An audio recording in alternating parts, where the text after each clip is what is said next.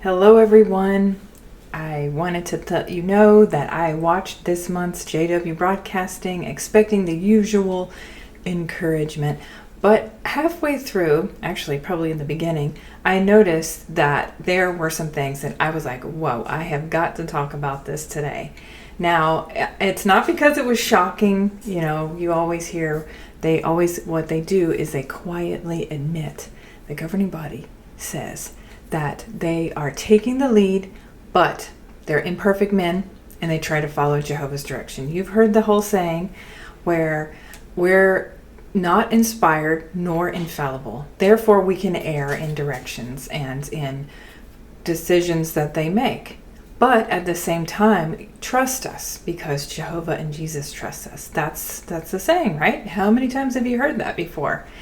Now, why are millions of people expected to treat their direction as if questioning it could put the relationship with Jehovah God at risk? And this is the problem. So today we're going to talk about this. I'm happy to talk about this today. It's been a little bit since my last video, so I'm excited to talk about this one today. Now, for any of you who are new here, welcome to the Facts on JW channel. I'm Casey, your host, and for those of you who have been here before, welcome back. Now, before we get into today's video, I want to share a little backstory about myself. I spent over 40 years as one of Jehovah's Witnesses. I was born and raised third generation. I did serve as a regular pioneer for a few years. My father also was an elder for a few years, and I got the opportunity to personally get to know a little bit former governing body member Daniel Sidlick. Now, that doesn't make me right about anything. I just wanted to share it with you because I genuinely believed their teachings. I defended them. I preached them door to door, and I encouraged people to trust what I believed was Jehovah's one true organization on earth. The truth, and the only truth that exists, is Jehovah's Witnesses. So I thought. So when I examine the broadcast today, I'm not looking at it as an outsider trying to score points. I'm looking at it as someone who once believed every word. So let's get into it today. We're going to take a look at the helper, Robert Lucioni, and see what he has to say about the latest JW broadcast. So now, Robert Lucioni has to tell us a little bit about how we are living in the last days. Of course, I wonder, did Jehovah's Witnesses ever believe that they were living in the last days? Yes, I do believe so. There's been quite a bit of information over the years about the last days. In fact, I'm going to do another video on that, but the last days have been talked about by Jehovah's Witnesses and the Watchtower Bible and Tract Society since the late 1800s. So we're going on quite a few years here since the last days, and the end is coming just around the corner. It's just on the threshold. It's before the end of the 20th century. Wait a second. We've already passed that, so we've got the overlapping generation. That's going to buy us a little bit of time here. Yes, that's very important because, we've got to wait till all the anointed ones eventually pass away. But then they keep accumulating more anointed ones. And then the latest is, of course, the anointed ones could bring into the Armageddon. They'll survive, some of them, into the Great Tribulation, because that's how you buy more time. But regardless, we're in the last days. So let's take a look at what Robert has to say about that. Now, why is this relevant today? We too are at a pivotal point in human history. All indications suggest that we are deep in the last days and could soon see the beginning of the Great Tribulation leading to Armageddon. Following direction will be vital. How will we know the way to go? Well, just as in Joshua's day, it's imperative to identify how Jehovah is leading his people and follow it. With that in mind, we'll consider 3 points in this discussion. 1, how do we identify the way to go? 2, how do we stay on the way? And 3, how do we keep up? the faithful and discreet slave. Who are they? The governing body of Jehovah's Witnesses. The governing body of Jehovah's Witnesses makes up this group. So you're telling me you picked a scripture out of the Bible and somehow magically that is talking about the governing body? Where does it say in the Bible that Jehovah God has an earthly organization? And the faithful and discreet slave has nothing to do with a group of men that are even prophets. Because when God called a prophet, he specifically said who it was that was going to be a prophet, like Moses. So these men are just making up stories here, pretending. And do you notice something in this picture? Well, of course, Anthony Morris is no longer there. That's a whole nother subject. But there's a couple of guys in here that are young. They're supposed to be old men, like 70s and 80s. Yes, some of them are. But then you have some that are in their 50s. And if the end is supposed to be coming very soon, and the governing body is supposed to be dying off, and then the end is coming, it doesn't seem to be adding up to me. Group today. They provide the spiritual food, direction, and practical help for Jehovah's Witnesses around the world. Right. Yeah.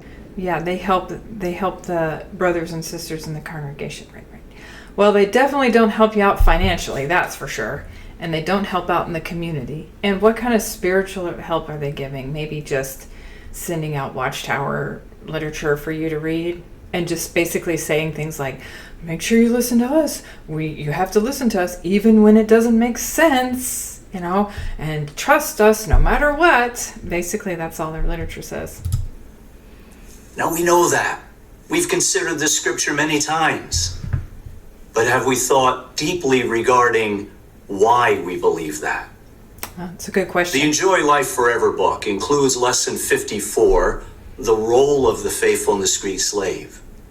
In that lesson, it asks our Bible students, what proves to you that Jesus is leading the governing body? That's an excellent question. They are so scared right now that you are waking up from these lies that you've been taught for the last 150 years. And because of the age of the internet and people exposing their lies, and also the fact that they can't keep up with the fact that 1914 is a sham, they are grasping at straws. They want people in the community who are studying to be like, okay, you see, well, it's very important that you believe the governing body is the faithful slave. It's really important. Okay, why? What proof? What proof do you have? None. None at all. It's not in the Bible. They claim to follow the Bible, like, perfectly, and they don't. They just take things out of context and make up whatever story they want. And do you believe that the governing body is the faithful and discreet slave? Well, what if I say no? Does that mean, well, you don't believe in that? Okay. Well, you aren't worthy of paradise earth now. These are serious questions. Serious. How would you answer them? Truthfully. Perhaps you'd find it helpful to consider this chapter, including the Explore section, in an upcoming family worship or personal study project. Really? Okay, so you're basically trying to enforce the fact that the governing body is supposedly speaking for Jehovah God and ruling Jehovah's organization on earth. And you have to be reminded of that because, God forbid, you don't believe that anymore. Project. Now, why is that important? Yeah. Well, think about it. If the nation of Israel was going to follow men carrying the Ark of the Covenant into a river at flood stage, they needed to have complete confidence that Jehovah was guiding these men. Well, likewise, if we're going to follow the governing body as we move into difficult days ahead, we need to have complete confidence that Jehovah is the one taking the lead by means of his son, Jesus Christ. Okay, you gave an example about the nation of Israel that has nothing to do with the governing body. I mean, I'm going to question things. I'm sorry, but if you're taking the Ark of the Covenant and to somewhere, I don't know. I mean, I'm like, okay, well, I'm not so sure. But regardless, what does that have to do with the governing body? Like, if the governing body tells me that I need to sell all my belongings and go rent this 1-bedroom studio apartment because the end is coming, I'm gonna be like, hold on a minute. I just need to double check. I need to do the math. I'm not so sure. Because you remember, you claim to be imperfect and sometimes get it wrong. So I like to use what's called critical thinking skills and my own brain to make those decisions. Although there is no divine inspiration today, still Jesus leads his people progressively through the services of the faithful slave. Jesus trusts that the imperfect faithful slave will do its best to convey spiritual food. Do you also trust the slave? Whereas the truth of God's word does not change, our understanding of the truth does change because we are not perfect yet. So what's the answer to our first question? How do we identify the way to go? Similar to the faithful Israelites, we follow the ones that Jehovah's using to lead us. Except you have no proof that the governing body is who Jehovah is leading his people today. No proof. That brings us to our second point. How do we stay on the way? Now, it may be easy to follow direction when we agree with the direction given. However, it's more difficult when we're asked to do something that doesn't quite fit with what we think should be done. Yeah. What do we do then? We question what's being told to us, because if you follow blindly, it could lead you astray. I mean, even the Bible says that. You know, I mean, just like Jim Jones. If Jim Jones told his people, hey, you need to take this Kool-Aid because if you don't, you're going to suffer here on earth, and you come with me and, you know, I'll take you on to paradise or heaven, you know. And so people end up following whatever he said, and they ended up just ending their own lives, but all over a lie, you know. So you gotta question things, because that's dangerous if you don't. Next, we have an example that they want to share about how it's important to follow the faithful slave, because these people in the Congo were needing direction. I guess there was probably some civil war going on over there, and you know, but they like to make it like it's life-threatening. Oh, if so-and-so didn't follow the governing body and they got killed, you know. So then they instill fear in you, and that fear leads you to following and obeying without question. And that's the whole point of this video.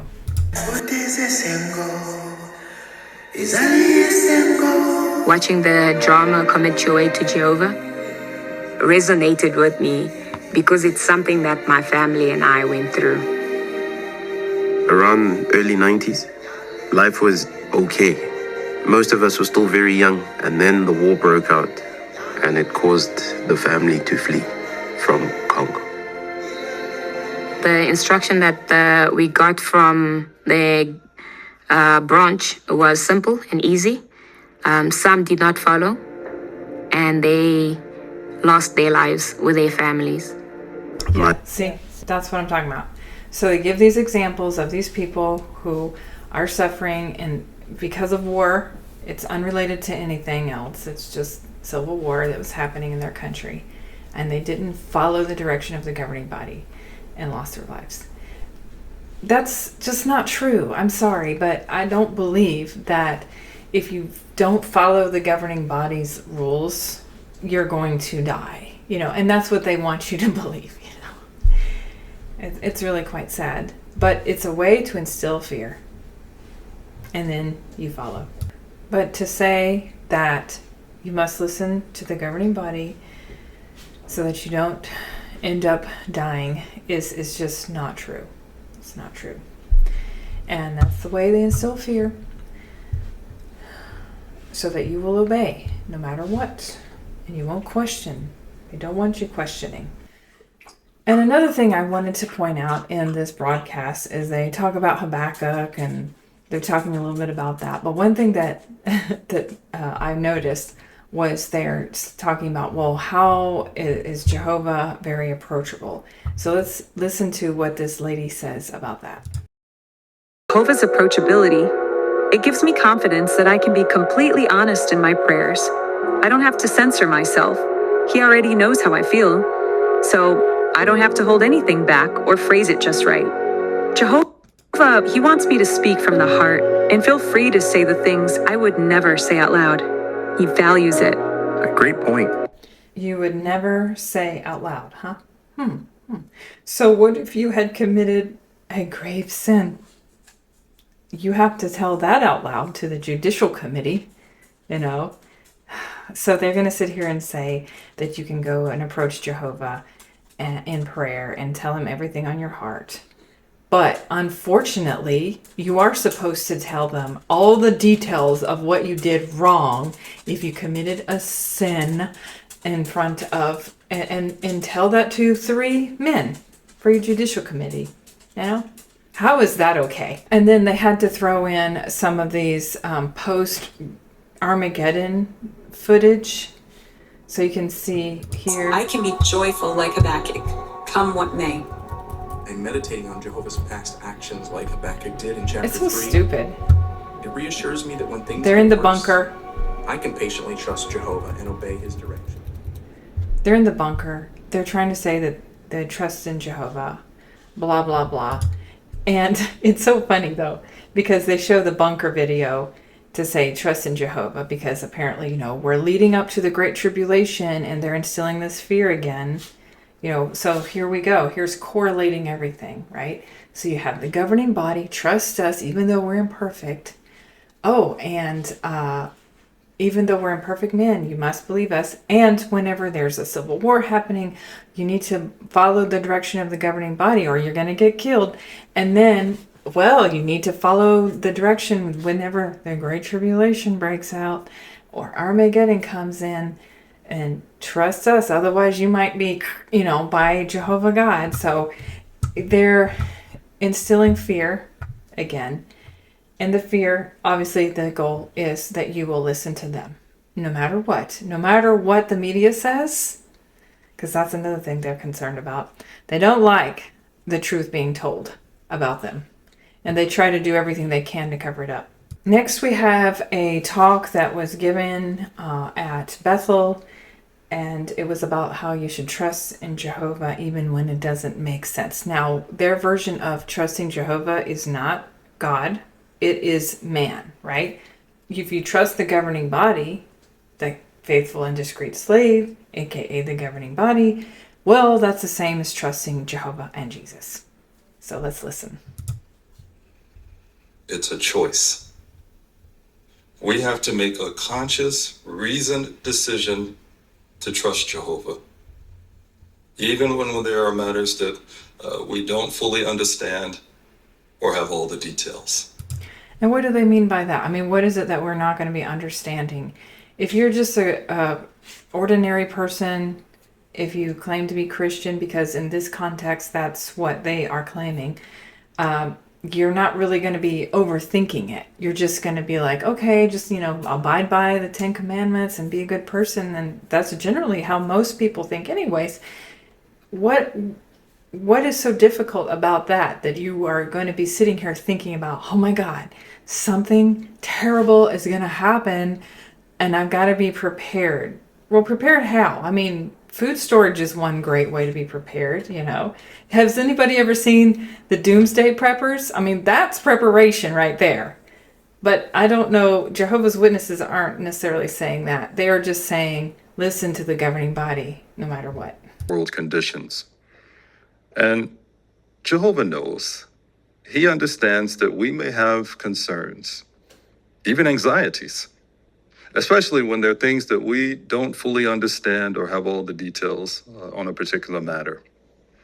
So imagine how he must feel when, just like those army chiefs, we trust the channel the direction is coming from. Channel. Okay. And we demonstrate our Again, support. they are putting emphasis on trusting the governing body and then trying to correlate it with a historical figure in the Bible, you know. So another thing I wanted to go over was how they interviewed a couple of young people and got their view on why it's important to be a Jehovah's Witness, basically.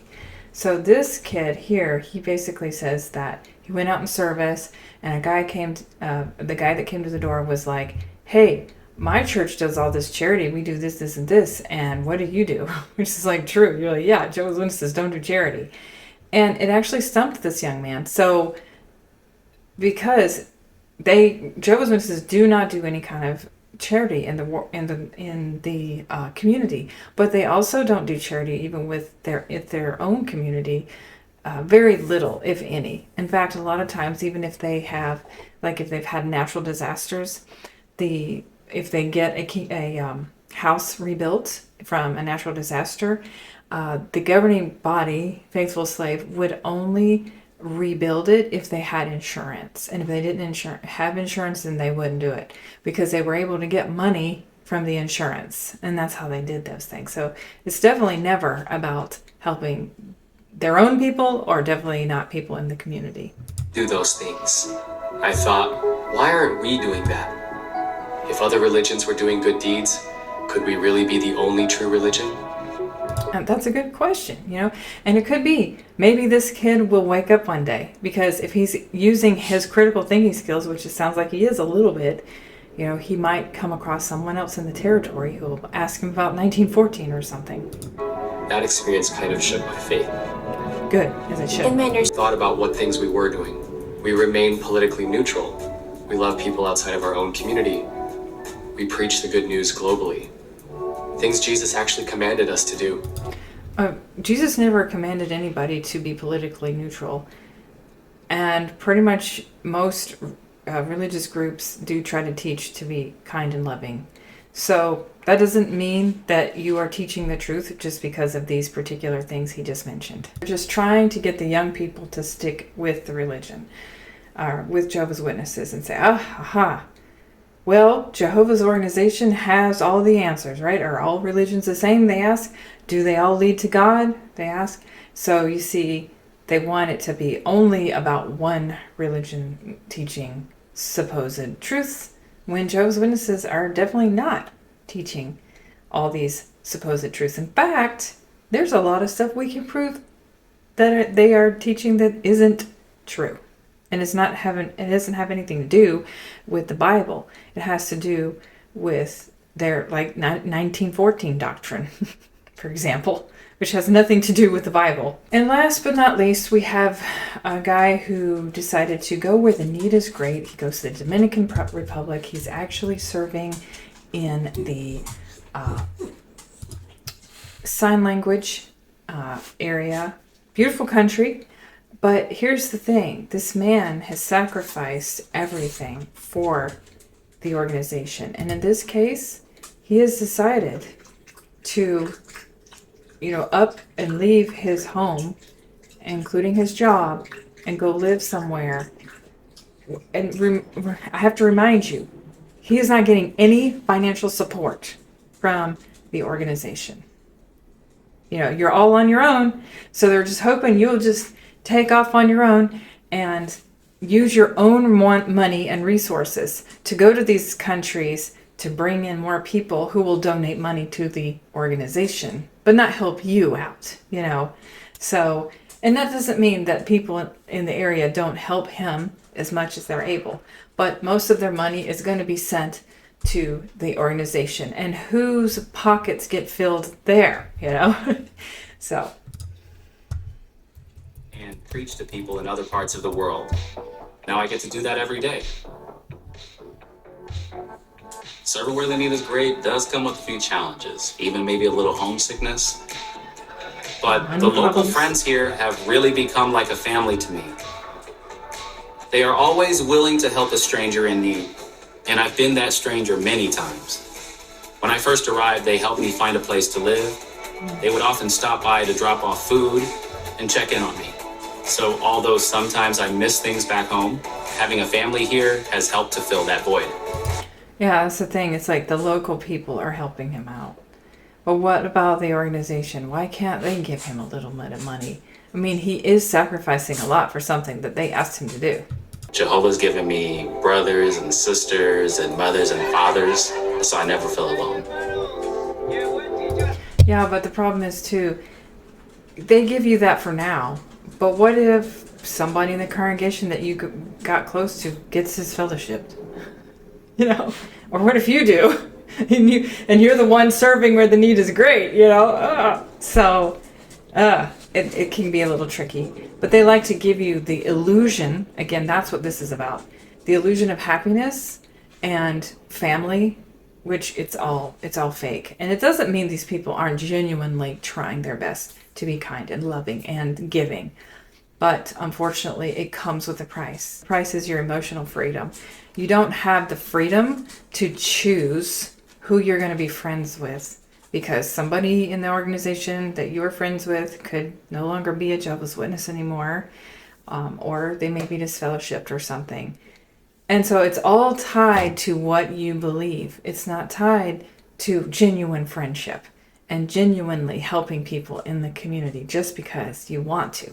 So to recap, basically, as we talked about throughout this entire broadcast, is the point that they're trying to bring home is to trust the faithful and discreet slave, the governing body, even when it doesn't make sense, and to not use your critical thinking skills. Do not question anything that they suggest to you. You should do it like a soldier. Do not question. Obey only. And that's not okay, because as human beings, we have the ability to think for ourselves, to use our own critical thinking skills. On top of that, they instill fear so that you will be afraid to question.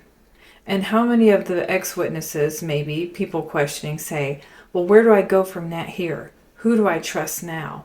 And that's what they want you to feel. The governing body wants you to feel that you can't trust anyone out in the world.